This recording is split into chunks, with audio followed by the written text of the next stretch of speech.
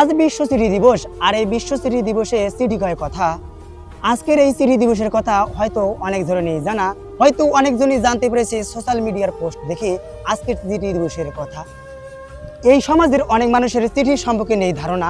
আগের দিনের বাপদাদার 14 গোষ্ঠীরা চিঠিগত আদান প্রদান, সেই চিঠিতে লেখা থাকতো অনেক কিছুই, আবার মনের মানুষ আর আত্মীয় স্বজনের কাছে মনের ভাব প্রকাশ করতো এই চিঠির মাধ্যমে। আবার সেই মানুষগুলো আবার অধীর আগ্রহে বসে থাকতো দরজার দ্বারে, কখন আসবে সেই ডাক পিয়নের সাইকেলের বেলের টং টং আওয়াজ।